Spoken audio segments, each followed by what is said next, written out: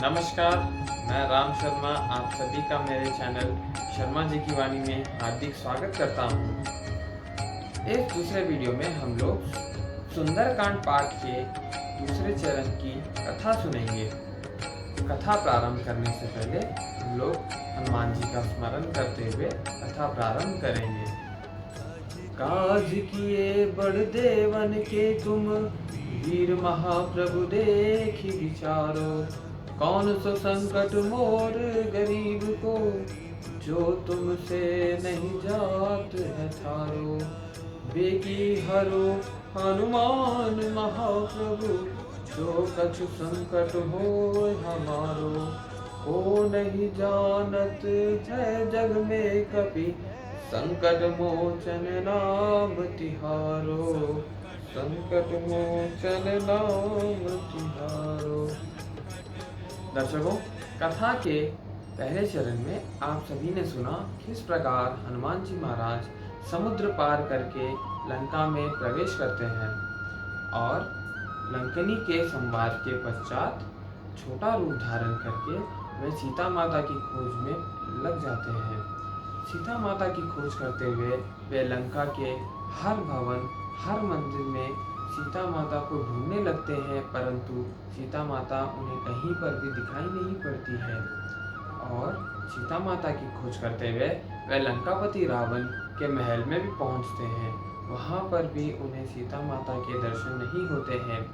वहां से आगे बढ़ते हुए वे विभीषण के महल के पास पहुंचते हैं।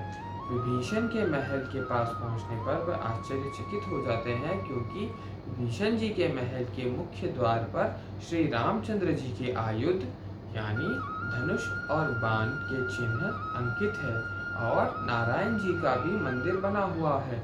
ऐसा देखकर हनुमान जी सोच में पड़ जाते हैं कि लंका में तो हर जगह राक्षस ही राक्षस है। इन राक्षसों के बीच में सज्जन का घर होना कैसे संभव है? कौन है ये सज्जन? इनसे अपना परिचय कराना आवश्यक है। इसीलिए वे ब्राह्मण का रूप धारण करके विभीषण जी के घर के द्वार पर जाते हैं। इतने में विभीषण जी श्री राम जय राम जय जय राम ऐसा स्मरण करते हुए जागते हैं और द्वार पर आए ब्राह्मण से अपनी भेंट करने जाते हैं और ब्राह्मण से मिलके उनसे कहते हैं कि तुम हरिदास सन मोह कोई, मोर हृदय प्रीति अति होई। कि तुम राम दीनी अनुरागी, आयहु मोहे करन बड़ भागी। विभीषण जी पूछते हैं, हे ब्राह्मण देव, क्या आप हरिभक्तों में से एक हो? क्योंकि आपके दर्शन पाने से मेरा मन अति प्रसन्न हो उठा है। या आप स्वयं दीनों पे दया करने वाले श्री रघुकुल नंदन रामचंद्र जी महाराज हो, जो मुझे दर्शन देने आए हैं। ऐसा सुन के पवन सुत हनुमान उन्हें राम कथा सुनाते हैं और स्वयं का परिचय देते हैं।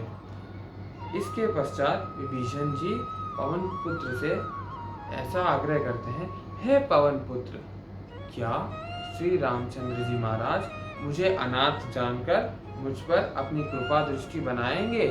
मैं तो राक्षस के कुल में रहता हूँ। ऐसा होना असंभव है, परंतु मुझे विश्वास है कि रामचंद्र जी महाराज की मुझ पर कृपा है, क्योंकि हरि कृपा के बिना आप जैसे सज्जन का मिलना असंभव है। ऐसा सुनते ही हनुमान जी महाराज विभीषण जी को समझाते हैं, हे विभीषण जी, आप ये बात को ऐसे मत समझिए। हनुमान जी महाराज विभीषण जी से कहते हैं कि यह तो प्रभु की रीति है, वे अपने सेवक पर समान रूप से कृपा बरसाते हैं और वे केवल भाव के भूखे हैं। कुल जाति मत भेद ये सब चीज़ उन्हें कोई मायने नहीं होती। वे तो केवल अपने भक्त का भाव देखते हैं। मैं कौन सा उच्च कोटि का हूँ? मैं भी एक चंचल वानर हूँ, परंतु मुझ पर भी उनकी कृपा है। ऐसा सुन के विभीषण जी हर्षित हो जाते हैं और हनुमान जी से सीता माता की कथा सुनाते हैं कि किस तरह अपना जीवन व्यतीत करते हुए माँ सीता अशोक वाटिका में रह रही है। और ये सुन के हनुमान जी प्रसन्न होकर विभीषण जी से विदा लेकर आगे चलते हैं। हनुमान जी महाराज और विभीषण जी दोनों ही राम जी के प्रिय भक्त हैं और दोनों भक्तों के संवाद से हमें यह सीख मिलती है कि भगवान की दृष्टि में ऊंच नीच, कुल जाति ऐसा कोई भेदभाव नहीं होता। वह नर वानर, नर राक्षस किसी में भेदभाव नहीं करते। वह केवल अपने भक्त के भाव को देखते हैं। उसी प्रकार हम मनुष्यों को भी इस जाति प्रथा के भेदभाव से ऊपर उठकर भक्ति मार्ग को अपनाना चाहिए। इसी से ही हम लोग भगवान के चरणों में आश्रय पा सकते हैं। उनके भक्ति मार्ग से ही हम लोग इस जीवन से उद्धार पा सकते हैं। ऐसा कहकर वहाँ से हनुमान जी महाराज अशोक वाटिका पहुँचते हैं। वहाँ पर उन्हें सीता माता के दर्शन होते हैं। वे सीता माता से दूर एक वृक्ष पर जाकर छुप जाते हैं। उसी समय रावण वहाँ पर आता है। रावण सीता माता के समीप जाकर उन्हें डराता है, उन्हें धमकाता है और कहता है कि मैं तुम्हें 1 महीने का समय दे रहा हूँ। अगर मेरी रानी बनने से इनकार किया तो तुम्हें अपने प्राणों से हाथ धोना पड़ेगा। ऐसा धमकाते हुए वे वहाँ से चला जाता है और उसके पश्चात तृष्णा नामक राक्षसी सीता माता से अपना परिचय करती है और अपने स्वप्न के बारे में उनसे कहती है। स्वप्न में वह देखती है कि सारी लंका जल जाती है, रावण मरा हुआ होता है और लंका पर विभीषण जी का राज्य होता है और सारी लंका श्री राम नाम से गूंज उठी है। यह स्वप्न कहकर वह सीता जी को दिलासा देती है कि हे माँ, आप कुछ दिन और धीरज रखिए, ये स्वप्न अवश्य ही सत्य होगा। ऐसा कहकर वह बाकी दासियों को लेकर वहाँ से चली जाती है। सीता जी वृक्ष के नीचे बैठकर व्याकुल हो रही होती है। उसी समय पर हनुमान जी महाराज उनके समीप जाकर उनके श्री चरणों में राम जी की मुद्रिका प्रस्तुत करते हैं।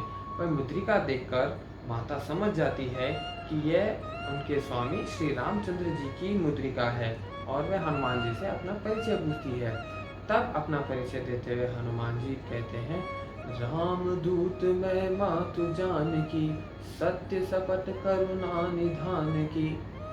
हनुमान जी अपना परिचय इस प्रकार देते हैं कि हे माँ, मैं राम जी का दूत हूँ और उन्हीं की सौगंध खा के कहता हूँ कि यह एकदम सत्य है। इससे ज़्यादा मेरा कोई और परिचय नहीं हो सकता है।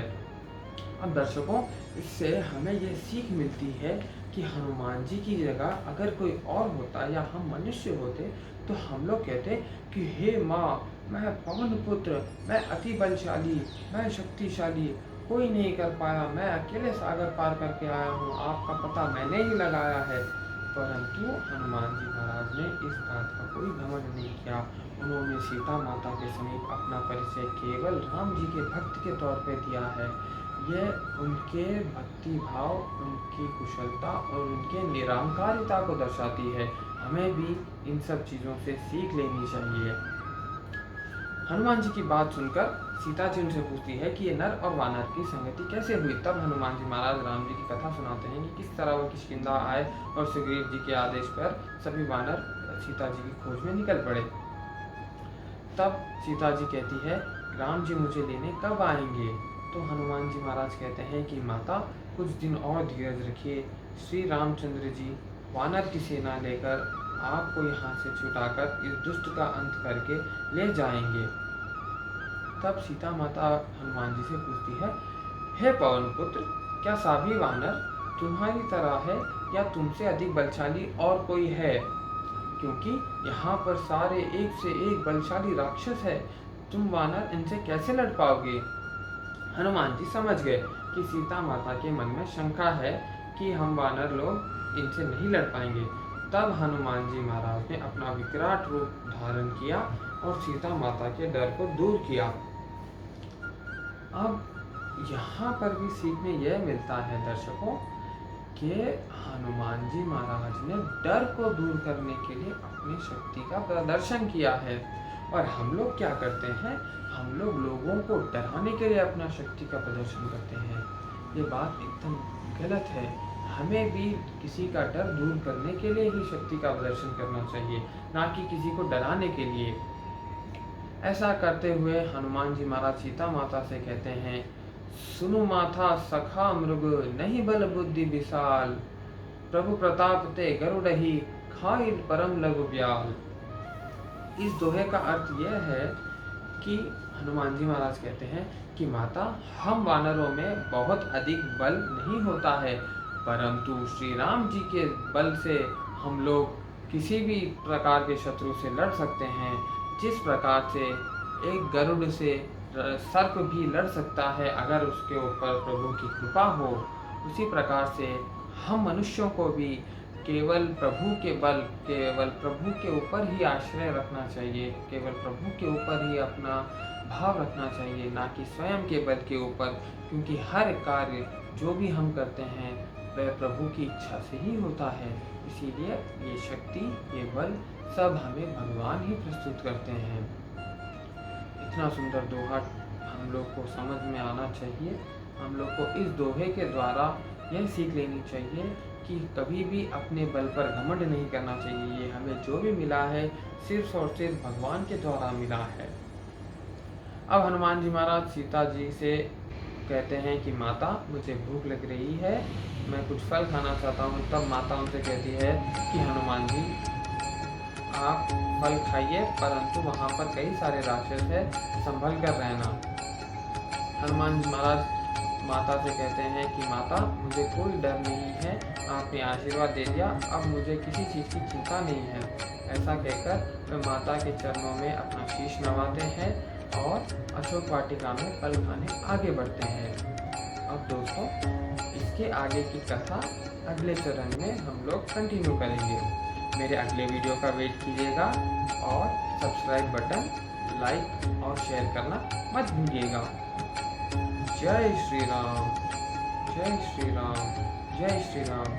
मंगल भवन अमंगल हारी, द्रवहु सुदशरथ अजर बिहारी, दीन दयाल जगत संभारी, हरहु नाथ मम संकट भारी। जय श्री राम।